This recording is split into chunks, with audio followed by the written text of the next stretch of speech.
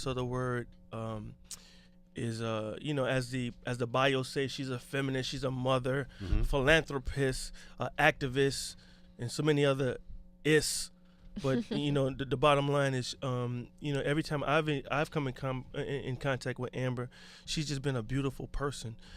Miss Amber Rose is here. How you feeling? I'm good, you guys. Thank you for having me. Welcome to the show. And speaking of shows, July 8th, yeah, they VH1. They got a gun out here. Yes. Let's get right to it. Let's not waste no time. The Amber Rose Show. How did this show come about? Well, I did a segment on the doctors about slut shaming, which I am very passionate about, and it's like my whole movement. And the doctors is under Dr. Phil. So Dr. Phil's seen it, and now he's like totally obsessed with me, and he gave me a show, which is like fucking cool. Right. Yeah. Dr. Phil, anybody would give you a show. Want a show? I mean, it's just like Oprah co-signed Dr. Phil, and now he's co-signing me, so that makes me like super legit. But here's the thing, seriously, after all these interviews and guest spots, being on Larry King and everything, is it now the time for you to have a show? You know what I'm saying? Like okay, I've done everybody else's show. I've guest appeared on people's show. I could do this. Was that the mindset? Yeah, I mean, yeah, because I hosted Larry King's show, and not a lot of people can say that. And that was just from doing his show and saying and him just like falling in love with me. And that then it tends just to happened. happen. Time to time. No, it's just like falling in love in a really cool way, not in an instant way, obviously. But yeah, and then the same thing happened with Dr. Phil. So we're both in the business of helping people, and we just do it in different ways. And now I have my show under Dr. Phil. Now, what's the show going to be about? The show is going to be very sex positive. Okay. We're going to talk about sex and relationships. It's That's gonna the 11 be, p.m. time slot? Yes, and it's on cable, so I could say whatever the fuck I want, which is awesome. And yeah, and then I interview celebrities over the years. I made a lot of celebrity friends, a lot of cool people that are just like, yo, mother got a show? Hell yeah, I'm coming on. And they're really looking out for me by coming on my show. Because, the first season of a talk show, a lot of people don't want to go on because they're just like, I don't know if this is going to be good. Yeah. But they're doing it for mother. No, but late night is just the most competitive environment, you know what I'm saying? Yeah. Especially the time slot that you're going to be in. There's some heavy hitters in a late night show as it pertains to sex. Do you find that area? Well, it's not just sex, but yes, that is the element. That's like the premise of it? Sexy? Listen, I've said this before. It's the first season, right? So now it's trial and error, right? So initially, that's what it's going to be now. It's going to be a whole segment of sex and relationship questions. And then it's interviewing celebrities and asking them also intimate and personal questions. And then it's a celebrity gossip aspect of it where, we talk about what's going on the internet, but from my perspective, because I actually live that bullshit that's on the internet, right? So I'm saying, the people, Yeah, and they're my peers, right? So I'm not, and I love Wendy, and there's no diss to Wendy, but Wendy's very malicious and shady, right? And is also very entertaining. But I come from a different perspective where people be like, oh, wow, I never even thought about it that way. Because you don't know what it's like to be famous until you're actually famous, right? But in the traditional sense of a talk show, now people are going to be coming out there busting out rapping and shit like that, like the old Arsenio Hall show, they're going to be performing and stuff like that. Or live studio audience. Yeah, live studio audience. No, we don't have musical guests. Okay. We have musical celebrity guests as far as interviews, but we don't have enough time. And that's why I said, it is the first season, so we're going to figure it out along the way. But as it is now, it's fucking amazing, man. I mean, for VH1 to come in and say, Amber, you're perfect. We have no notes for you. It is literally perfect how it is. For such a network like that to say well, we want to change this, we want to make it like this, we want to do it like this. They literally said my show is perfect, and you can't get you can't get it better than that. There it is. 877-60 Hip Hop. We got Amber Rose joining us tonight on the Sarge and OQ review. Get at us at Sarge and OQ. More up next. It's Hip Hop Nation. Amber, can I tell you something? Yes, my the love. first time, that's how That's how it starts. That's how it starts. Oh my God. God. But here's the thing, though. Here's our first interaction. And I know you meet a million people. Our first interaction, I was at a concert of your former husband.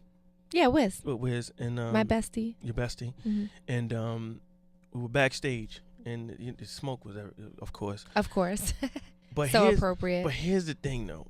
And you were married at the time, and I like everybody in the room we were trying to look down, trying to look around the room, but I fucking hate that, by the way. You noticed that when people like I noticed that, yeah, especially when I was getting married. Glimpses and shit like.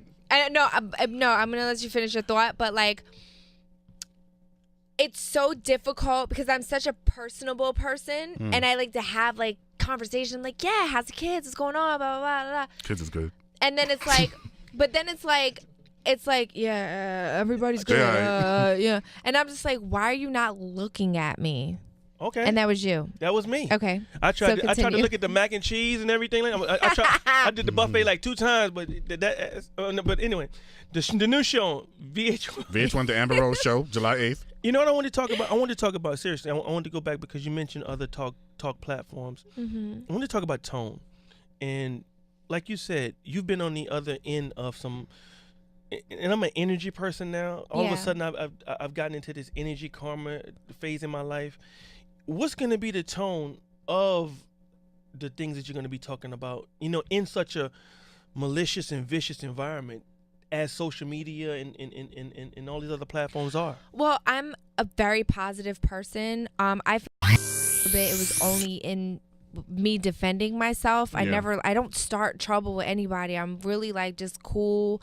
I'm just like a down home Philly chick. I get along with everybody. Anybody that meets me loves me.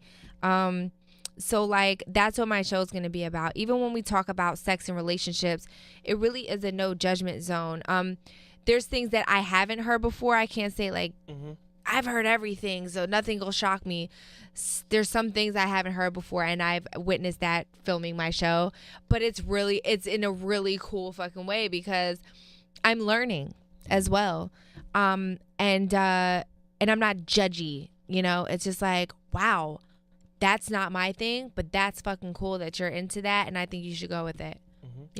I'm just curious because VH1, of course, they come to. I mean, I remember back in the day, it was like kind of like a classic rock, show. Rock videos, I remember that. It, materialized into now. You have the Basketball Wives, you have the Love and Hip Hops and whatnot. Why not a reality show for you? Not that I don't enjoy watching reality. Oh yeah. It's just not my thing. I think that people could really get to know my personality on a talk show without involving my mom and my son. And like, it's like I already have the burden of being famous and dealing with bullshit. I don't want my family to be famous as well. It's just not my thing. Okay, that's what I'm really excited about this talk show coming up. Thank you. Yeah. I hope you really enjoy it. Now, one of the monikers that that you trumpet is feminism, and I was just wondering, I know how feminism used to look in the 70s and but has feminism taken on a new cool with someone like you at the helm of it, and actually has it reverted back to objectivism in that we're looking at you as a sexual object? It's a contrast. Well, I mean, when people look at me as a sexual object, that's them. That's not me. I'm not asking for that, right? So, like, I have extremely big breasts. People don't know that. I wear a 34 quadruple D. Natural. That is something I can't hide. So if I wear a shirt that is maybe a little low cut, it's like, oh, she's wearing that to entice me. I'm wearing it because it fits nice and I just have big titties and I just can't fucking help it. It's never like, well, why do you dress like that? And why? My body is very curvy as well, and that is very enticing to a lot of men. For me, when I walk into a room and there's a bunch of guys, I'm not saying, hey, I want to fuck him, and him. I'm saying like, hey guys, what's going on? I'm here. How you doing? My name's Amber. You know, it's never like that really type of situation until I say, hey, I want to fuck you, or hey, I want to get to know you, or yo, what's your number? You single? Until I say that, you should not even remotely think that I'm attracted to you or want to have sex with you. And that is what slut walk is about. And I'm sorry, go back to the initial. No, I'm just trying to understand, you know, in tying in the slut walk, and tying in feminism, you know, I think particularly in our country, because I've been to other countries where sex is not just as you know, I've been to Panama, and Panama is a hot country, and people dress a certain kind of way just because it's hot. Yeah, you understand? So now I think that there's going to be the battle that I think Americans and I can only speak for us. Have with the contradictions that we're seeing in our own Americana minds are, okay, this lady is real explicit with her sexuality, and okay, does that make you uncomfortable? No. It doesn't make me uncomfortable more than I'm trying to understand the mentality of, okay, how can we focus on the rights of women and traditional feminism when we're still looking at women as objects? Well, you gotta ask, right, wrong, or indifferent. Well, yeah, you gotta ask yourself that, and not you personally, but ask other men. But you know, this is the United States of America, and it has its values, and its so-called value system. Right, wrong, and different. No, it doesn't. I mean, that's society putting that in your head, right? Or your parents, how they raised you, right? So, it's funny because it's usually the people, and this is not about you personally, but it's usually the people that are very judgy are the ones that are like into like foot fetishes and like having shit like girls shit on their chest and like into like, you know, super kinky shit, you know, and then they want to be like judgy, and I went to church my whole life, and you're promiscuous because you had sex with 2 guys in a week. But they're getting shitted on. Then they're getting shitted on. No judgment zone from me. Whatever you're into, that's cool. But you know, as far as embracing my hoisms, I do that for a reason, because the reason why men call women hoes and sluts is because they're very uncomfortable with a woman's sexuality, and they have to instantly down them and make them inferior, right? So there's no other reason to call a woman a hoe or a slut. It's only because she had sex or did a sexual act. Okay. Right? So that's the only reason why you would call her a slut or a hoe, correct? Because we're dealing with this dynamic, particularly in hip hop. You know, this is hip hop station, and I'm gonna keep it a buck with you. Please do. It's a bunch of contradictions, because we have sisters and mothers and daughters and everything like that, but then we have, you know, you have to play a song like we have a controversial song that we got to deal with right now. Rick Ross. Same hoes. You know what I'm saying? Yeah, and it's like, okay, whack. do we play that record if the beat's hot or whatever the case may be? I personally don't think you should. No, I don't think you should, because you do have mothers and sisters.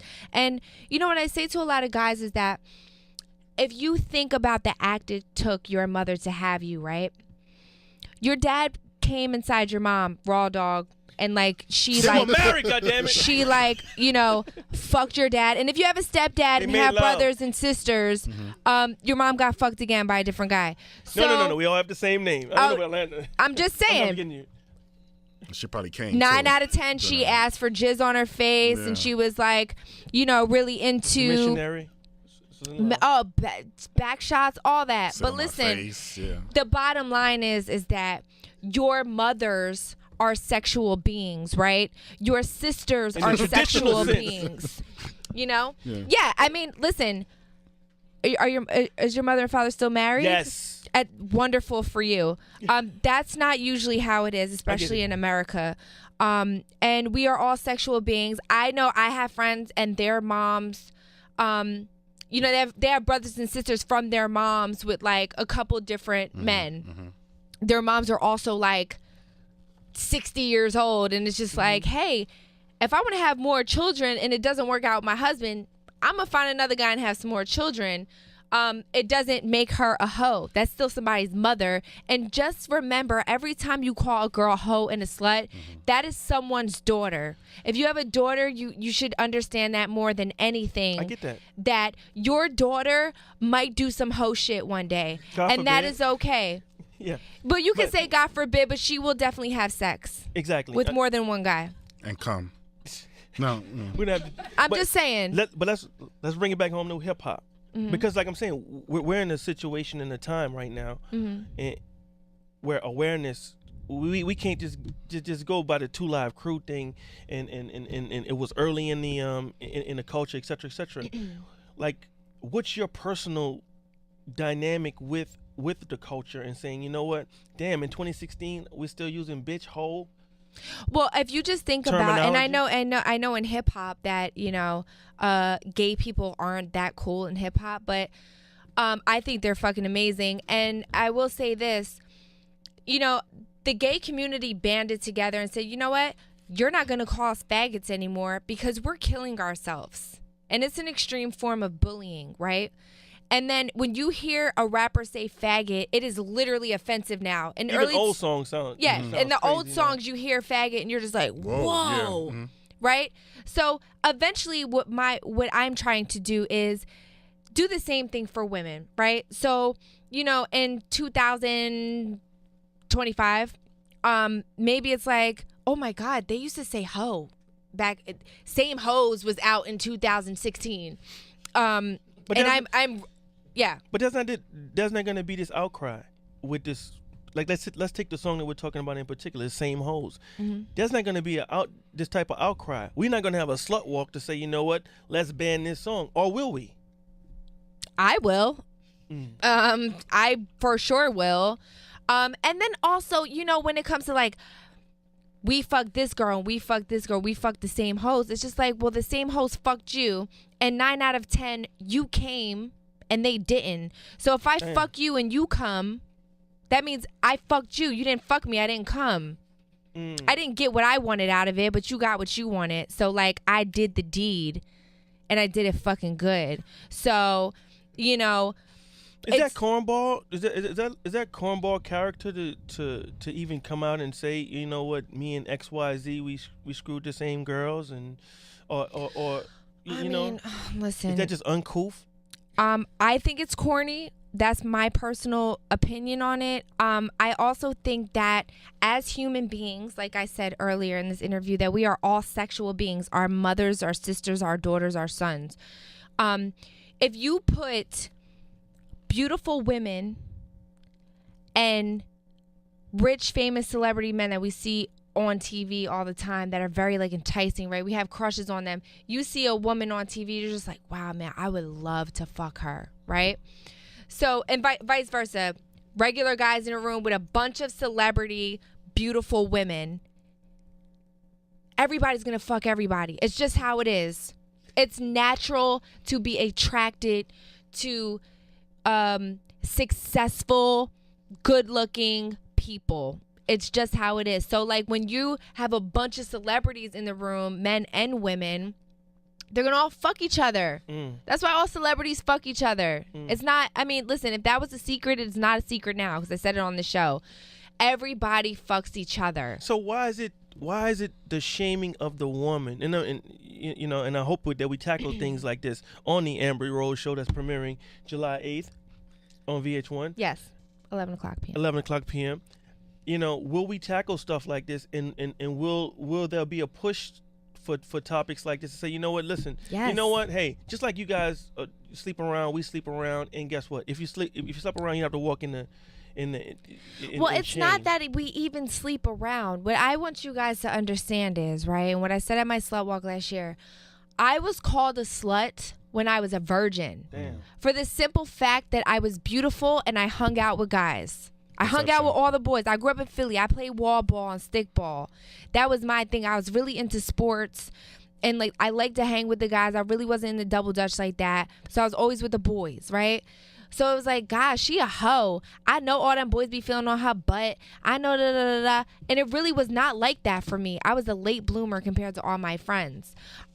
So being called a slut, like I said before, just comes from a very insecure place, from men and women, to down another woman because she's confident. When I was around the boys, I was confident. I was good at wall ball. I can give them a hug like, oh man, we killed that shit. Like, we won the game, you know, and it was never anything sexual during that time. And it's still like that for me because I am friends with a lot of men. Mm-hmm.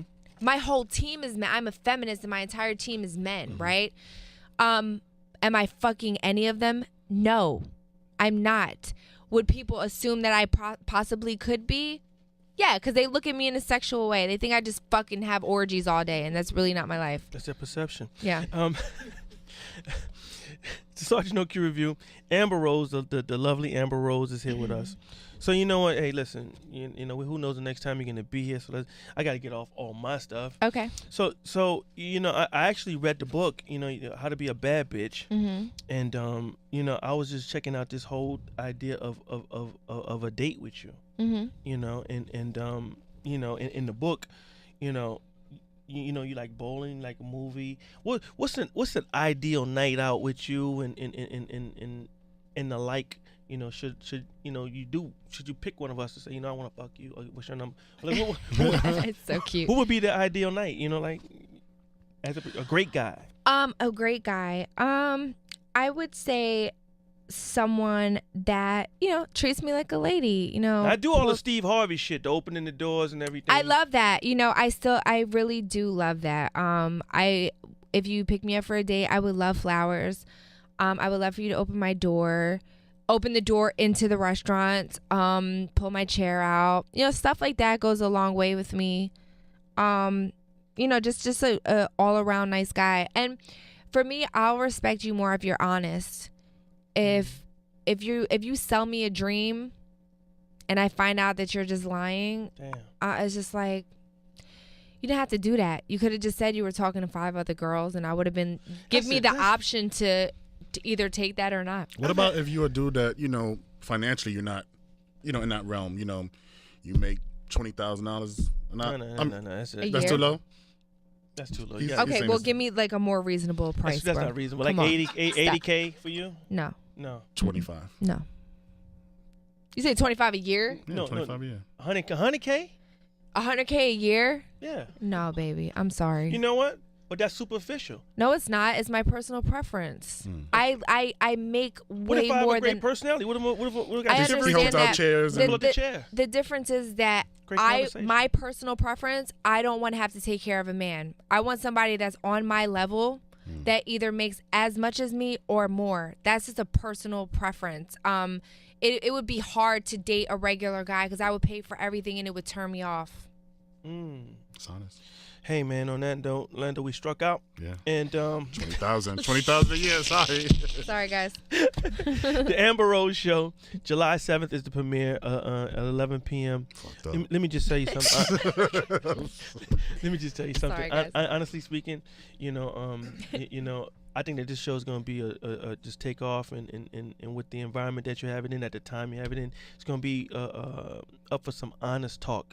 Because you're an honest person, you know. Very, yeah, I am. Yeah, thank you for noticing that. Yeah, appreciate it. I was gonna get into the whole idea of, you know, how do you break it down to you that, hey, I got 5 girls on the side, but I really like you. Yeah, can I answer if we have time to answer that? Come on, we got time. Okay, you have to respect that because he's giving you an option to say yes or no. Should have met you like 2 years ago. Yeah, I mean, I was talking to a guy and he was just like, Amber, wow, I really, really like you. And he was taking me out and everything was like cool. And then it was like, you know, I'm sorry, I'm lying. He told me initially, he said that, hey. Got a light basketball team? He had like a starting 5? No, he wasn't a basketball player. No, you know, missing. He had like 5 on his team. Oh, no, it wasn't 5. It was one other girl. And he was talking to her. And he was like, listen, I'm talking to this one girl, but, you know, I'm talking to you too because I like you as well.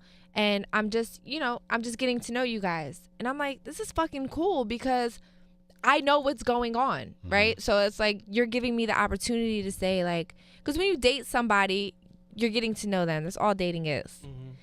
If he told me he was dating 5 girls, I still would have been cool with it because we're not in a relationship.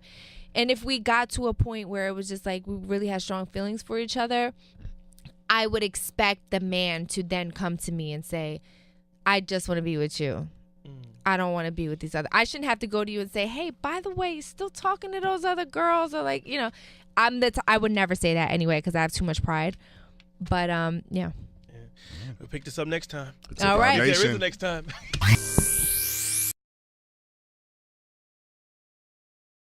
Well, I did a segment on the doctors about slut shaming, which I am very passionate about, and it's like my whole movement. And the doctors is under Dr. Phil, so Dr. Phil's seen it, and now he's like totally obsessed with me, and he gave me a show, which is like fucking cool. Right. Yeah, Dr. Phil, anybody would give you a show. On a show. I mean, it's just like Oprah co-signed Dr. Phil, and now he's co-signing me, so that makes me like super legit. But here's the thing, seriously, you know, after all these interviews and guest spots, and we just do it in different ways, and now I have my show under Dr. Phil. Now, what's the show going to be about? The show is going to be very sex positive. Okay. We're going to talk about sex and relationships. It's That's the 11 p.m. time slot? Yes, and it's on cable, so I could say whatever the fuck I want, which is awesome.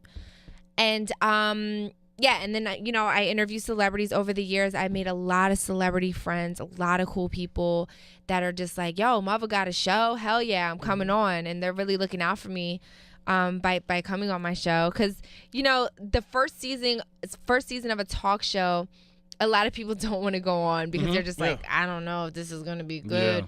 Yeah. But they're doing it for mother. No, but late night is it's just the most competitive environment, you know what I'm saying? That, yeah. Especially the time slot that you're going to be in.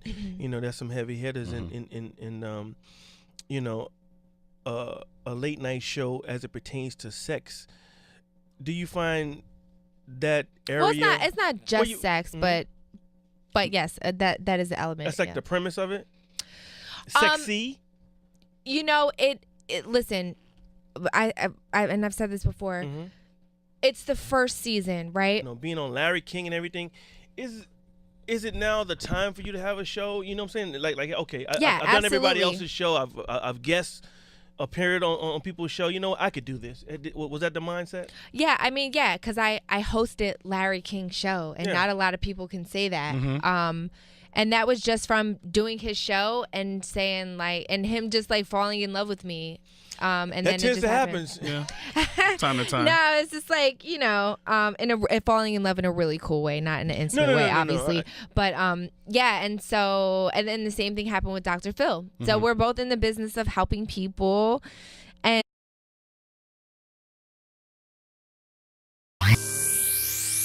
so the word is you know, as the bio says, she's a feminist, she's a mother, philanthropist, activist, and so many other is. But you know, the bottom line is, you know, every time I've come in contact with Amber, she's just been a beautiful person. Miss Amber Rose is here. How you feeling? I'm good, you guys. Thank you for having me. Welcome to the show. And speaking of shows, July 8th, VH1. They got a gun out here. Yes. Let's get right to it. Let's not waste no time. The Amber Rose Show. How did this show come about?